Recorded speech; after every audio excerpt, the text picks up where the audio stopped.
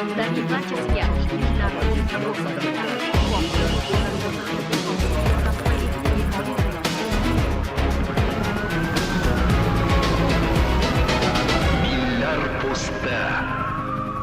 Xabaringiz bor, ayni damda biz Toshkent viloyati Chirchiq shahridan turib tungi navbatchilik ishlarini olib boryapmiz. Shu fursatdan foydalanib Chirchiq shahridagi yo'l bezorlarining ijtimoiy tarmoqlarda ommalashgan ayrim videolari yuzasidan yo'l patrul xizmati inspektorlariga yuzlandik. Chirchiqliklar, yaxshimisizlar? Mana bugungi sizga sxodka.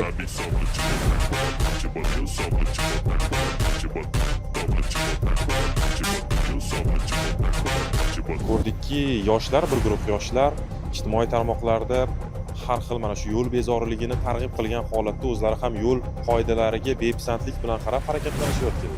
Shu holat haqida batafsilroq ma'lumot bersangiz, ularga chora ko'rildimi?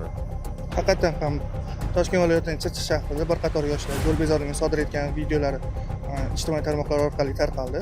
Ushbu transport vosita haydovchilari hammasi aniqlandi hamda hududiy yo'l harakati xavfsizligi boshqarmasiga chaqirtirildi. Ulardan 2 nafari haydovchilik guvohnomasiga ega, 1 nafari haydovchilik guvohnomasiga ega bo'lmagan shaxslar tomonidan bu qoidabuzarliklarni sodir etilganligi aniqlandi. 2004-yilda tug'ilganman. Chirchiq shahrida yashayman. Shu bo'lib o'tgan hodisalarda internetda tarqalib ketgan videodagi Dilfirang Nexus'ni men haydaganman. Qilgan ishimdan pushaymonman. Bu holatlar boshqa takrorlanmaydi. Hammadan uzr so'rayman. Men 2003-yil 12-dekabrda tug'ilganman. Chirchiq shahrida turaman. Nexus haydovchisiman. Og'aynilarimga aylanamiz deb chaqirishdi. Chirchiq ko'chalarini aylandik. Yo'l harakati qoidalariga to'g'ri kelmagan manyovrlar qildik. Men qilgan manyovrlarimda kimgadir aziyat bergan bo'lsam, kimlarni aziyat chekkan bo'lsa, uzr so'rayman. Bu ishim boshqa qaytarilmaydi. Kechirishingizni so'rayman. 17 yoshdaman. Chirchiq shahar 22-maktabda o'qiyman. O'sha tarqalgan videoda men gapirib chiqqanman. Chirchiqliklar, yaxshimisizlar? Mana bugungi sizga sxodka. Bunaqa videolar olmanglar qaytib, to'g'ri yuravering.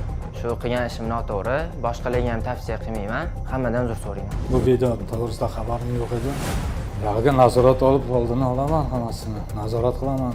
Qolgan ota-onalarga ham tavsiya beraman, oldini olsin bolalarini.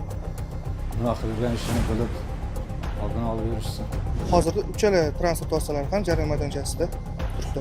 Mana shunday holatlarni yuzaga keltirish oqibatida yaqinda mana hamkasbingiz hisoblanmish yo'l patrul inspektori olamdan o'tdi. Ya'ni baxtsiz hodisa tufayli yo'llarda yoshlar o'zboshimchalik bilan otasining yokida uyda turgan kimning bo'lishidan qat'iy nazar avtomobillarini olib chiqqan holda qoidalarga bepisandlik bilan harakatlanishmoqda. Shu yuzasidan bir ota-onalarga murojaat qilsangizki, ular yana ham ogohroq bo'lishsin, mana shunday yosh bolalarga avtomobil rulini ishonib topshirishmasin. Shu haqida biroz gapirsangiz.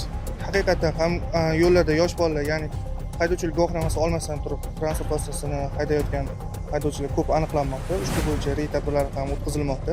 Ota-onalardan so'roq qilamiz, farzandlariga transport vositasini boshqarishni topshirmasliklarini va farzandlari tarbiyasiga e'tiborli bo'lishlarini, transport vositasi olib chiqib ketishiga qarab turishlarini, olib chiqib ketishiga yo'l qo'ymasliklarini so'rab qolamiz. E'tiborsiz qoldirilgan yo'l bezorisi yo'l qotiliga aylanishi shubhasiz. Ana shunday holat haqidagi hujjatga familiyangiz kiritilishini istamasangiz, haydovchilik guvohnomasiga ega bo'lmagan farzandingizga avtomobil boshqaruvini topshira ko'rmang.